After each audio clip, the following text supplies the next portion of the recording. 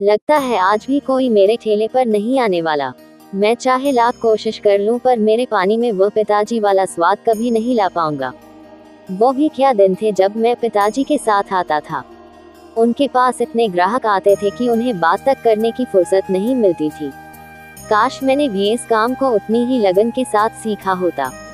ये कहानी है किशन की, जो पानीपुरी का ठेला लगाता था, लेकिन पूरे दिन मुश्किल से उसके ठेले पर 2-4 लोग ही आते थे, और जो आते भी थे फिर दोबारा वह कभी उसके ठेले पर वापस नहीं आते थे। किशन ये बात अच्छे से जानता था कि उसके गोलगप्पे तो करारे बनते हैं, लेकिन उसके पानी के स्वाद में ही कमी थी। फिर शाम को ठेला समेटते हुए उसने खुद से कहा, मुझे माफ करना पिताजी, लगता है मैं आपके इस ठेले को नहीं चला पाऊंगा। कुछ कमाई नहीं हो रही। आप ही थे जिन्होंने न सिर्फ इस ठेले को चलाया बल्कि पूरे शहर में अपना नाम भी कमाया। पर यह सब मुझसे नहीं हो पाएगा। आपने लाख बार कहा कि मैं आपसे पानी बनाना सीख लूं, पर मैंने कभी बात नहीं सुनी, और उसका खामियाजा मैं अब भुगत रहा हूं। इस नवरात्रि के बाद से मैं ये ठेला हमेशा के लिए बंद कर दूंगा और कहीं कोई मजदूरी का काम ढूंढ लूंगा। इतना कहकर किशन अपना ठेला लेकर अपने घर की तरफ चल दिया। उसका मन उदास था और आंखों में आंसू थे। वह अपने पिता का ठेला चलाना चाहता था पर ऐसा हो नहीं पा रहा था।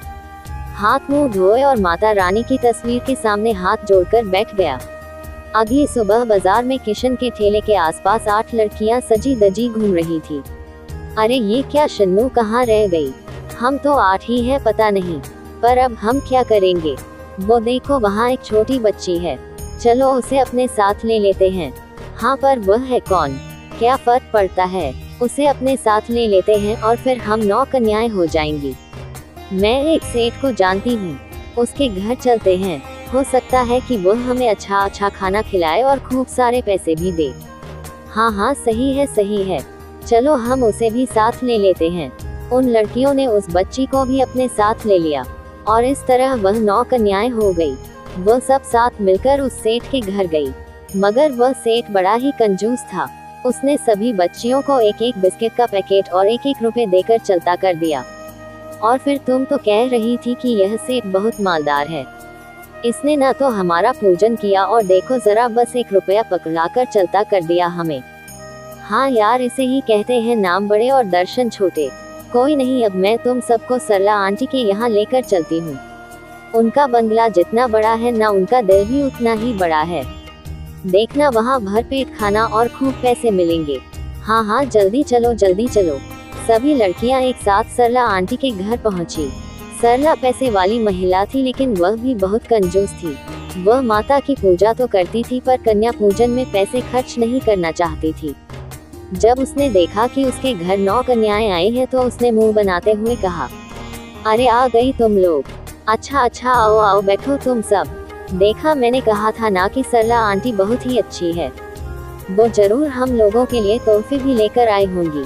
पर उन बच्चों की उम्मीदें तब टूट गई जब सरला उनके लिए थाली में 1 पूरी और थोड़ी सी सब्जी लेकर आई और उन सब के हाथ में 2-2 रुपए थमा दिए। सुबह से घूम कर बच्चियां थक गई थी। उन्हें जोर की भूख लगी थी, लेकिन 1 पूरी से कहाँ कुछ होने वाला था। वह गुस्से में घर से बाहर चली आई। तभी सबसे छोटी बच्ची जो उन्हें बाजार में मिली थी, उसने कहा, अगर आप लोग बुरा ना मानो तो एक बार मेरे साथ चलो। मैं एक पानीपुरी वाले को जानती हूँ। वो भले ही हमें पैसे ना दे पाए, लेकिन जी भरकर पानीपुरी खाने को जरूर मिलेगी। क्या कहा, पानीपुरी? हाँ, ले चल हमें। वो छोटी बच्ची सारी बच्चियों को साथ लेकर किशन के ठेले पर आई। किशन ने जब एक साथ 9 कन्याओं को देखा तो उसे उन कन्याओं में माता रानी के 9 रूप नजर आए। उसने बच्चियों के सामने हाथ जोड़ लिए। आज नवमी है और मेरे सामने माता रानी के 9 रूप हैं, और मेरे पास सिवाय पानीपुरी के और कुछ भी नहीं। और वैसे भी मैं परसों से यह ठेला बंद करने वाला हूँ। अगर आप सब चाहो तो यहाँ विराजो, मैं आपको पानीपुरी का ही भोग लगाऊंगा। कोई बात नहीं, हम सब पानीपुरी ही खा लेंगी। वैसे भी बहुत भूख लगी है। आप पानीपुरी लगा दो हम सब के लिए। लाइए, मैं आपकी कुछ सहायता कर देती हूँ। नहीं गुड़िया रानी, तुम बैठ जाओ, मैं कर लूँगा। अच्छा ठीक है, तो फिर मैं पानी चला देती हूँ। इतना तो कर ही सकती हूँ।